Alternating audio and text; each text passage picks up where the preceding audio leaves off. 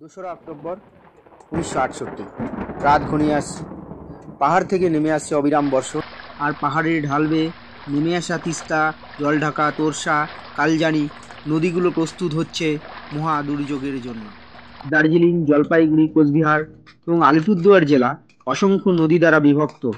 ফলে পাহাড়ি বৃষ্টির সামান্য অতিরিক্ততায় এখানে রূপ নেয় বিধ্বংসী বন্যা।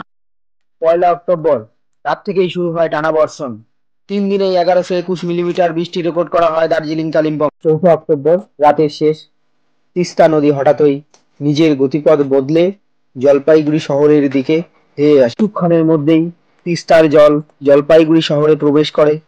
শহরের প্রায় প্রতিটি ঘর, হাসপাতাল, বাজার সবকিছুই ডুবে যায় 2 থেকে 4 মিটার জলের নিচে। এক রাতেই ভেসে যায় শত শত বাড়ি, সেতু, রেল লাইন। দার্জিলিং ও জলপাইগুড়ি জেলায় আনুমানিক 2700 মানুষ ও প্রায় 60,000 গবাদি পশু প্রাণ হারায়। তীব্র জলের চাপ ও পাহাড় থেকে নেমে আসা গাছের গুঁড়ির ধাক্কায় ভেঙে যায় পুরনো অ্যান্ডারসন ব্রিজ।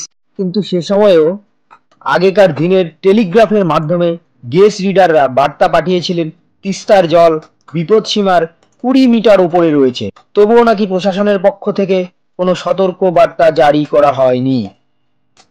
যদি সময় মতো সতর্কতা দেওয়া হতো, অসংখ্য প্রাণ বাঁচানো সম্ভব ছিল।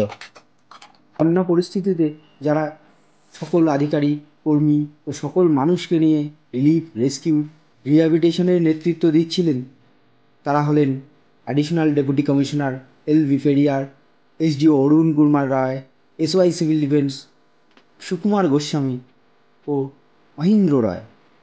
এছাড়াও বিভিন্ন সামাজিক প্রতিষ্ঠান ও এনজিওগুলিও সহযোগিতার হাত বাড়িয়ে দেন। কিছুদিন পর তৎকালীন প্রধানমন্ত্রী ইন্দিরা গান্ধীও এই ভয়াবহ বন্যা পরিস্থিতির পরিদর্শনে আসেন। বন্যা শুধু প্রাণহানি নয়, বদলে দেয় মাটির মানচিত্র। নদী তার নতুন পথ খুঁজে নেয়, আর চাষযোগ্য জমি বালিতে ঢেকে যায়। হাজারো মানুষ হয়ে পড়ে ভূমিহীন।